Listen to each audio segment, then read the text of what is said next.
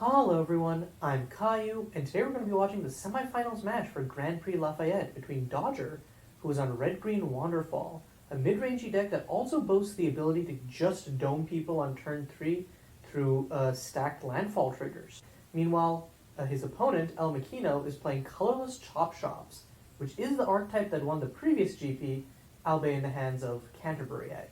It's essentially like a similarly explosive yet grindy deck, which focuses on vomiting your hand out using Kelothros's Workshop, and then generating incremental card advantage while also tempoing your opponent out of the game with cards like Lodestone Golem.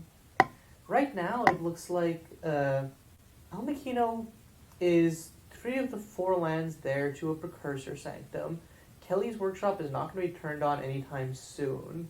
So basically just plays Monument of Queens turn 1 into a Warded Tome to cantrip, and then can turn 2 Precursor Sanctum, turn 3 drop the Kelothros's Workshop plus like a Shining Crusader or a Ghastly Fairy. A little bit slow. Meanwhile, Dodger has only 2 lands, but like very strong set of cards here. Can go turn 2 Splitting Bloom, and then into the Unknown, and then Splitting Bloom plus Into the Unknown is kind of just the combo you need to just win this game. Champion is not super great unless you have more lands, which, as I say, it actually top decks a Shifting Groove.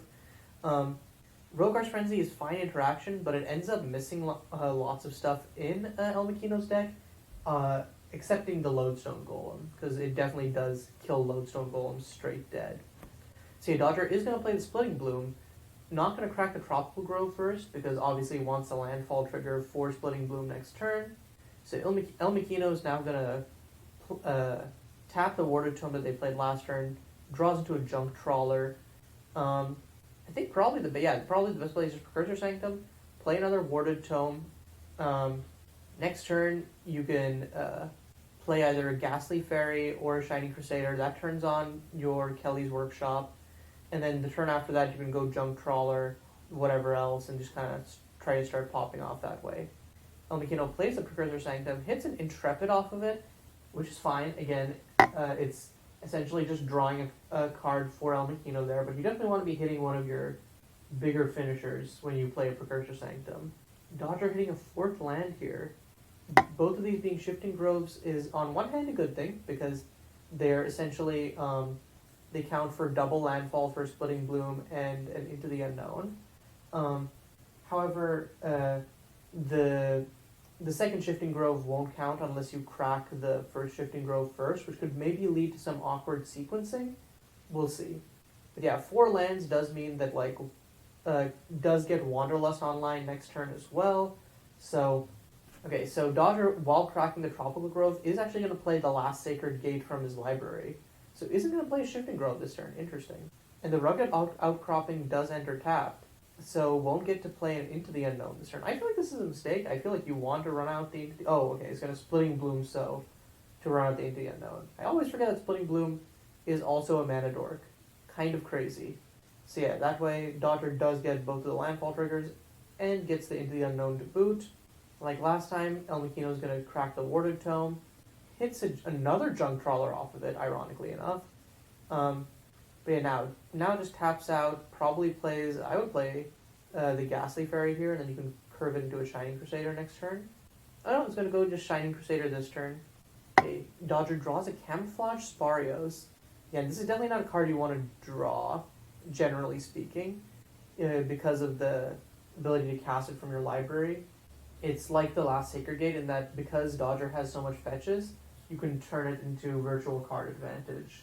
Interesting. Dodger, after playing the Shifting Grove, is going to tap out for a Scion of Flourishing. I guess that makes sense because you don't need to...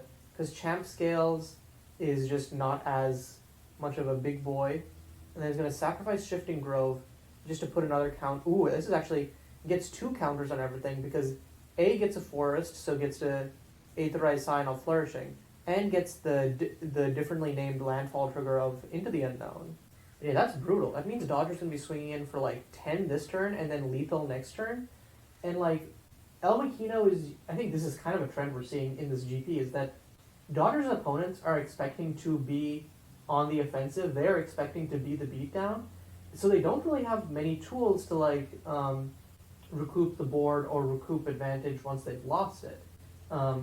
So like elmikkino, I think has Servant of Armageddon as a board wipe, but nothing else. And even if they get a Servant of Armageddon, don't have a Zadina Bazaar or Tinkerer's Tools to sack to it. So this is a problem. He gets a Glistening Chalice, but it's a little bit too late to start taxing Dodger's spells. And cheapening elmikkinos doesn't really do much here. Can go Glistening Chalice into Junk Trawler off Kelly's Workshop, but I don't know how valuable that is. And yeah, elmikkino is just going to concede there.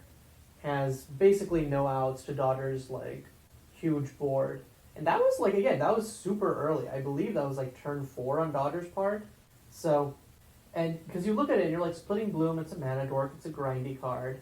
Into the Unknown, okay, it puts the counters on your stuff when you have lands. That's kind of grindy, yeah. A 5-drop? Yeah, that's for a slower deck. And suddenly, oh, I'm dead on turn 4? Excuse me? And yeah, that's kind of the power of the Wanderfall deck. Being able to shift between roles seamlessly. And I think that that flexibility is what has enabled it to get this far. However, elmikkino's deck is also reasonably flexible. So hopefully we get to see that with elmikkino being on the play this time. And their original keep was not super great, so hopefully whatever they show up in game 2 is better. Oh, but before I forget, let's look at sideboards for both players. On Dodger's end, I think you bring in the Ruinous Naga because it's another strong threat that allows you to kill artifacts and enchantments to boot. Not sure that you need to bring in anything else in this matchup, honestly. For elmikkino, Chemical Grenade would be fine. The problem is Dodger's creatures will grow to larger than 1/1s incredibly quickly, so I don't know how valuable it is in this matchup. Sorceress Spyglass. Because Splitting Bloom and Into the Unknown are both triggered abilities, this doesn't really do much.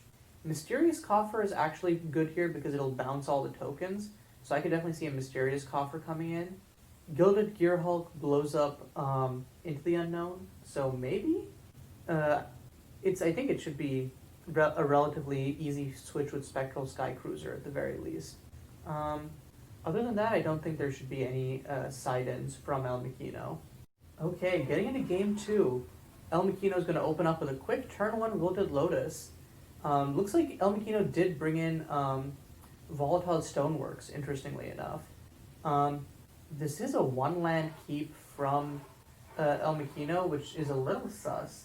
And yeah, it doesn't draw into a second land. We'll be able to Warded Tome or Volatile Stonework on the Keen's Devoted, but we'll see. So yeah, it looks like it is forced to run out the Warded Tome. So cantrips, that's still not a second land. Looking dicey for elmikkino. Dodger's got a very comfortable hand here. Has the Splitting Bloom plus Into the Unknown combo again. A bunch of lands. Having Last Sacred Gate in your actual hand is kind of unfortunate, but it's still a very strong hand. Running out the Into the Unknown first here is actually surprising to me. I thought you would run out the Splitting Bloom first in most situations, but regardless, having both of those cards together is just kind of the curtain call for elmikkino, as it were. elmikkino finally hits a second land, gets another Perilous Passage, which means this turn with the Wilted Lotus can cast a Ghastly Fairy, or can go Volatile Stonework plus Tinkerer's Tools if elmikkino doesn't want to crack the Wilted Lotus. So he's going to run out the Volatile Stonework, and chooses the Keen's Devoted. And then, the only other play is running out the Tinkerer's Tools. I wonder, though, how these games would be going if elmikkino had mauled, because I feel like the thing with you're looking for very specific things in openers of Chop Shop. So I feel like elmikkino could have mulled a little bit more aggressively for those things, like early Glistening Chalice, Kelly's Workshop plus 2 artifacts, something like that, plus 2 cheap artifacts, 1-mana artifacts. Okay, Dodger runs out the Splitting Bloom using Keen's Devoted plus the Rampant Summit, and now has ample fetches to start stacking up triggers. So how this works is Dodger's going to be resolving the Splitting Bloom landfall triggers first, but leaving the Into the Unknown ones on the stack so that Dodger can keep cracking these fetches first. So what'll happen is by the end of this, Dodger will have, instead of having like a 1-1, a 2-2, a 3-3, and then a 3-3, Dodger will end up having 3-3-3s. Then can also end this off by tutoring up a Blood River with the Sunwash Spires, and that gives all of the 3-3s haste. And suddenly it's like, oh, and yep, here comes a Blood River. So Dodger's going to be swinging 5 with the Scout, 3 with the Splitting Bloom, and then 9. So again, just a blisteringly fast start. This is, again, turn 3. Splitting Bloom plus Into the Unknown is just crazy. Actually, wait, swinging I forgot, that's plus, so swings for 5 plus 12, 19 plus 3. So Dodger can block 5, but will still take a whopping the 15 here.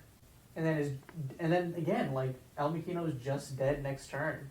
And we're back to elmikkino's only out being the Servant of Armageddon, because this time Servant of Armageddon would be fine, but no, it doesn't even have the problem is elmikkino, like, because of this risky keep, doesn't even have mana to play Servant of Armageddon plus Tinkerer's Tools, and keep Tinkerer's Tools up to sacrifice it. So, and yeah, draws, I don't know. Okay, brought in the Potion of Inhibition, I guess, to stymie the fetches, which actually makes sense. I was only thinking about the extra turn clause, but yeah, in this situation, it's just too over. So elmikkino's going to crack the Wilted Lotus just to try and draw into something else. Hits a Glistening Chalice, which once again, too little, too late. And that's game. Wow. Yeah, I don't think that elmikkino has any way of coming back from this.